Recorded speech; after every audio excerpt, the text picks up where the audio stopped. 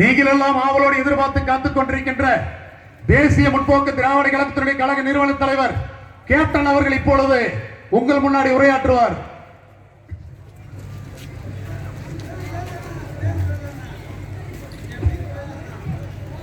பேரன்பு கொண்ட பெரியோர்களே, அருமை தாய்மார்களே, அன்பு கொண்ட சகோதர சகோதரிகளே, என் உயிரினும் மேலான அன்பு தமிழ் நெஞ்சங்களே, உங்கள் அனைவருக்கும் என் நன்றி கடந்த வணக்கத்தை தெரிவித்துக் கொள்கிறேன். தேசிய முற்போக்கு திராவிட கழகம் இன்னைக்கு இந்த புதுக்கோட்டை வடக்கு மாவட்டத்தில் இந்த மது ஒழிப்பு பொதுக்கூட்டத்தில் பேசுறது நினைச்சா மனசுக்கு ரொம்ப சந்தோஷமா இருக்கு. ஏன்னா புதுக்கோட்டைக்கு வர்றது எனக்கு புதுசு கிடையாது. நான் படப்பிடிப்பு தளங்களில் நிறைய இருக்கும் போது நிறைய நேரங்களில் வந்திருக்கேன்.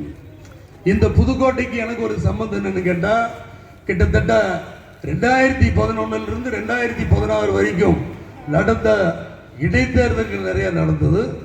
அப்ப அன்றைக்கு இருந்த ஆளுங்கட்சிக்கும் எனக்கும் மிகப்பெரிய போராக வருது. ஆனால் அன்றைய காலகட்டங்களில் நடந்த இடைத்தேர்தலில் இன்னைக்கு புதுக்கோட்டையில் கிட்டத்தட்ட 30,500 வாக்குகள் ஆளுங்கட்சிக்கு எதிராக நீங்க வாக்களிச்சு எனக்கு மிகப்பெரிய ஒரு மதிப்பு கொடுத்தீங்களே, உங்களை நான் மனசார பாராட்டுறேன். முடிஞ்ச வரைக்கும் எல்லாரும் மோதி பார்த்தாங்க, ஆனா முடியல. அன்றைக்கு இருக்கிற எதிர்கட்சிக்காரங்களை இடைத்தேர்தலை நிக்காம பயந்து ஓடி போயிட்டாங்க. எனக்கு இருக்கிற ஒரு குணம் அதே தான், முன் வச்சு கால பின்ன வைக்கவே மாட்டேன். அந்த பழக்கம் எனக்கு கிடையவே கிடையாது, எப்பவுமே கிடையாது. நீங்க எது வேணாலும் விலை கொடுத்து வாங்கலாம், ஆனால் எங்கிட்ட இருக்கிற தைரியத்தை மட்டும் விலை கொடுத்து வாங்க முடியாது. என் தொண்டர்களும் அதே மாதிரி தான். எல்லாரும் ஒரு பழமொழி சொல்லுவாங்க, மடியில கனம் இருந்தா தான் வழியில பயப்பாங்க. எனக்கு எந்த கனமும் இல்லை, எந்த பயமும் கிடையாது. ஆனா இவங்க தான் ரீடுகளுக்கு பயந்து கிட்டத்தட்ட டெல்லிங்கிறாங்க, அங்குங்கிறாங்க, இங்கிறாங்க, எல்லா பக்கம் ஓடி போய் கூடி கூறி கும்பிடு போடுறீங்களா? வெக்கமா இல்ல? இதுதான் நீங்க ஆட்சி நடத்துற லட்சணமா? தெரியாம தான் கேட்கிறேன். இன்னைக்கு மது ஒழிப்பு மாநாட்டில் மது ஒழிப்பு பொதுக்கூட்டம். அப்ப நான் ஒரு விஷயத்தை 2006 தேர்தல் அறிக்கையில் சொல்லியிருந்தேன். தயவு செய்து பணமறையாளர்களுக்கும் தென்னமறையாளர்களுக்கும் ஒரு வழி பண்ணுங்க, அவங்களுக்கு கல்லறுக்கு விடுங்கன்னு சொன்னேன். ஆனா இந்த அரசாங்கம் கிட்டத்தட்ட மதுபான தொழிற்சாலைகள்ல லஞ்சத்தை வாங்கிட்டு பணத்தை வாங்கிட்டு இந்த ஏழை விவசாயிகளை கல்லறுக்கு விட மாட்டேங்கிறாங்களே. ஒரு மரத்துக்கு கல்ல 40 நாள் சாப்பிட்டா உடம்புக்கு நல்லதுன்னு பழமொழி சொல்லுது. ஆனா இவங்க அதை பண்றது இல்லையா? காரணம் என்ன? கிட்டத்தட்ட மரமேறி இறங்குற ஏழை விவசாயி இந்த லஞ்ச பணம் கொடுக்க முடியுமா? ஆனா தொழிற்சாலை வச்சு நடத்துற அவங்க லஞ்ச பணம் கொடுப்பாங்க. அதனால்தான் இந்த அரசாங்கம் இந்த விவசாயிகளுக்கு எதிராக இருக்கு. நான் எல்லா பொதுக்கூட்டங்களையும் சொல்றது அதுதான், மக்களாகி நீங்க மாறணும். உங்களுக்கு ஒரு நல்லாட்சி நடக்கணும்ல, நீங்க மாறணும். இன்னைக்கு மேடையில் விட்டுருக்காங்களே எல்லாரும் தான் மண்டலிருந்து இன்னைக்கு வரைக்கும் வேட்டி கட்டி முழு மனசு உட்கார்ந்து இருக்கலாம் நிக்கிறாங்களா? இவங்களுக்கு நான் என்ன கைமாறு செய்ய போறேன் நினைச்சா எனக்கு கண்ணீர் தான் வருது. இவங்க என்ன தொழிலதிபர்களா இல்ல பெரும் முதலாளிகளா? கிடையாது. மக்களாகிய உங்களுக்கு சேவை செய்யுங்கிறதுக்காக நினைக்கிறாங்க.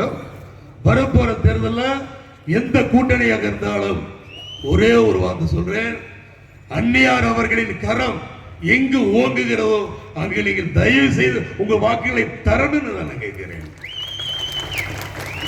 எல்லா மீட்டிங்கும் வர்றீங்க போறீங்க வர்றீங்க போறீங்க தேவை. இந்த ஒரே ஒரு தடம் உங்ககிட்ட ட்விட்டர் இருக்கு, பேஸ்புக் இருக்கு, வாட்ஸ்அப் இருக்கு, எல்லாம் இருக்கு. நீங்க மாறணும் மக்களை. உங்களுக்கு ஒரு நல்லாட்சி அமையணும்னா நீங்க மாறணும். வருகின்ற தேர்தலில் தேசிய முற்போக்கு திராவிட கழகம் மாபெரும் உண்டான கிட்டத்தட்ட என்ன சொல்றதுன்னா ஒரு விஷயத்தை கொண்ட திரும்ப திரும்ப சொல்றது தான், மாற்றம் வேறும்னா நீங்க மாறணும். வருகின்ற 2026 சட்டசபை தேர்தலில் நடக்கிற தேர்தலில் நீங்க வைக்கிற பெரும்புள்ளி கரும்புள்ளி எல்லாமே சேர்ந்து அநியாயம் பண்றவங்களுக்கும் அக்கிரமற்றவர்களுக்கும் மக்களாகி உங்களுக்கு சதி திட்டங்கள் மூலமாக வளர்ச்சி திட்டங்களை கொடுக்காம கவர்ச்சி திட்டங்கள் மூலமாக உங்களை ஏமாத்துறவங்களுக்கு நீங்க ஒரு சரியான ஒரு பாடத்தை கற்றுக் கொடுக்கணும்னு சொல்றது மட்டுமில்லாம, தாய்மார்களே நிறைய பேர் வந்திருக்கீங்க, பத்திரமா போகணும்.